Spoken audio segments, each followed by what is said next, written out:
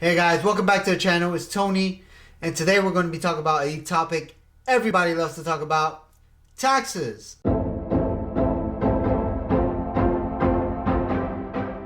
Alright everybody, so let's cut to the chase. Why am I talking about taxes on the reselling channel? Well, simply because it's very important, especially towards the end of the year. And if you're running a reselling business and you have an LLC or a business, it's really important that you know about taxes, especially at the end of the year. You got to pay back taxes because you're self-employed. You issue a 1099, you got to file a Schedule K, Schedule C, a whole bunch of stuff that if you have an accountant or a good tax professional, they'll be really able to help you out. Hey guys, don't forget to like this video and subscribe to the channel, because I will be putting out content like this in the future in regards to taxes and stuff like that as they come out. And of course, I'm always here to educate or try to spread information to the reseller community and to the viewers, so that way you guys always stay up top. Alright, so what's so important about taxes this time around, and why am I making this video about new taxes or a new tax rule that just came up? Well, because one just did. Due to the current administration signing a new stimulus bill, everybody got a stimulus. And because of that, they managed to sneak something in there that is not really beneficial for small-time sellers. Everybody knows that that new stimulus bill gave us all a check, which we can now use to stimulate the economy, pay some bills, and some of us decide to spend it. Whatever be the case, it's your money. But the point is, in that stimulus bill, they sneak something in there that might not be that beneficial for small-time sellers. Now, if you already have a business, you already know the rundown on doing your taxes, reporting your income to do taxes and whatnot, pay back taxes when you owe it. But now, small-time sellers or hobby sellers or people or some regular person that does not have a reselling business but simply just sells maybe a few items throughout the year to make ends meet, or because they need a little bit of extra cash to go on vacation, or because they need to pay a bill, or they just need the cash, so they sell something, right? Inside that new stimulus bill comes in a new tax rule regarding third-party payment processors like PayPal, and soon to be, I believe, included in that would be eBay managed payments, because it's a third-party processor which processes payments from a credit card, a debit card. It could be a checking account, Apple Pay, whatnot. It just processes a payment and it goes to a third party, which is eBay Managed Payments, and PayPal if you use PayPal. Now, why is this important? Because that rule states that if they pay out $600 or more, they are required to send you a 1099. Now you're asking yourself, okay, so what if I just sell $2,000 and I get issued a 1099? I'll just list expenses and whatnot.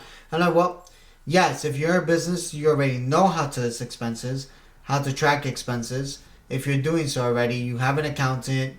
You're like, okay, yeah, I'll just list all the expenses, everything that I spent on the business, a home office and whatnot, and boom, I just get rid of it, find that loophole, and kind of reduce my taxes. Now, of course, these are just a general perspective. Of course, always consult with a tax professional. I am not one. So you're going to want to consult one, be intelligent about it. Don't take advice from me, because I may know a little bit here and there, but I'm not an expert. So going back, this new tax rule, right? So let's say I Anthony, am just a small-time seller. Like, I just sell because I need the extra cash from here and then. Let's say I sell my $300 sneaker and then I sell my $500 shirt. Or let's say I sell I sell like about $1,000, and it was just to make ends meet or just to pay a certain bill. Okay, I'm not a business. I'm just an individual person. Let's say it processes through PayPal. PayPal, because they paid out more than $600, is now going to send me a 1099 on that $1,000 I just sold. Now you're asking yourself, okay, it's a 1099 $1,000, maybe like a $50, $60 payment. But the thing is, because of that 1099, it could push you to a different tax bracket. Let's say that $1,000 could be the difference between a smaller tax bracket and a higher one. Now, of course, I say always consult with a tax professional, because it gets kind of tricky at that point. I'm like, okay, I could just deduct the expenses and put myself back into a lower one. But some of us really don't know how to do that. we don't know how to track expenses. I'm just selling just because I need to make ends meet. I'm not selling because I'm trying to run a business. So that's where it goes. It hurts the little person who's just trying to make ends meet at the end of the day, that does have a job, but they still need the extra cash. Versus, okay, yeah, I'm an established business, and that's what I do full time. I sell on eBay, I sell online. I already know the rundown. This really isn't going to affect me because of managed payments. I'm not able. I know some of us and some people do actually sell on eBay, but they don't report it. It happens. I'm just gonna be real. It does happen. Is it bad? Well, in the sense is yes. If you do sell, the right thing to do would be to report your taxes and to report what you made on eBay. Some people don't do that, so that's where you weed out some of the resellers who are just taking advantage of selling on eBay and really present nothing. As in, like, okay, I made nothing for the year, or I made not supposed to say that word.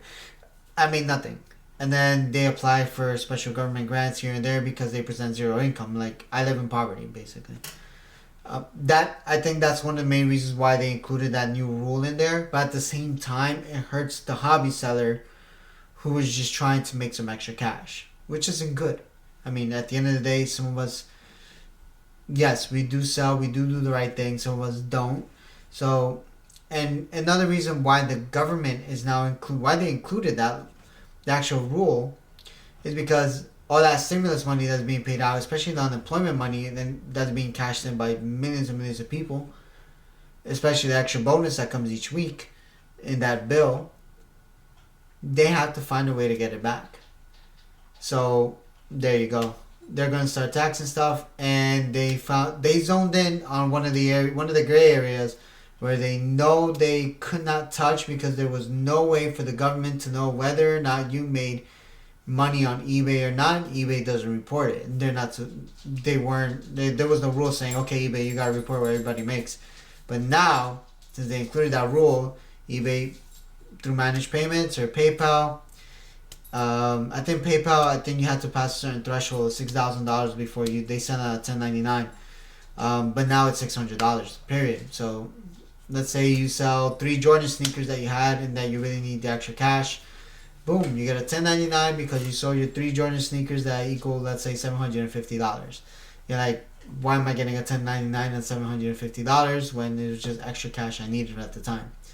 So there you go. It does hurt, somebody or college students that need to sell some extra stuff to buy books and to stay afloat in school.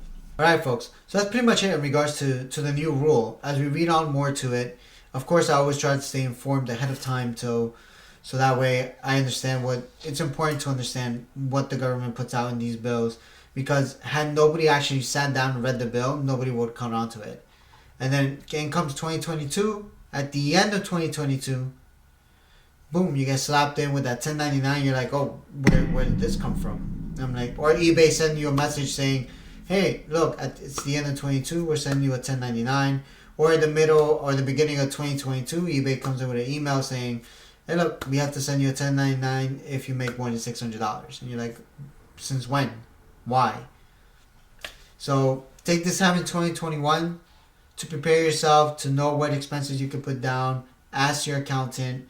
Get ahead of the game so that way when 2022 comes along, you know what to do, and you won't get hit with a massive 1099 or a 1099 and will not know what to do to handle it or to diminish your AGI, as they call it, in order to be able to save some tax money or not pay as much back, especially if you're a hobby seller and you're just selling to make a little bit of extra dough, as opposed to a full-time reseller such as myself who sells for a living. And of course I have to go through the motions. It's nothing let's say out of the ordinary for me, except actually it makes it easier for me in the sense where eBay now sends me a 1099 so I don't have to do it on my own. Thank you guys for watching. I really appreciate it. Make sure if this video actually helped you out, like it, share it. You can share it on Facebook too. There's a share link.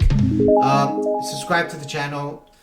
Click the notifications button. That way when I put out a new video either Monday or Tuesday in regards to reselling or new information and stuff like that. I know the post office, there's some updates going on there, especially with the Joy motioning in to try to save money on the USPS. So of course when you try to save money, you're going to cut some stuff down.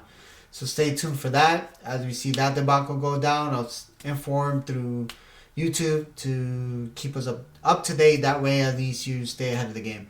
Right? Thank you, everybody. I really appreciate the viewers. I really appreciate you guys for the support. Follow me on Instagram. The link is down in the description, so you can click on that link and follow me there. All right, everybody, and I'll see you next week.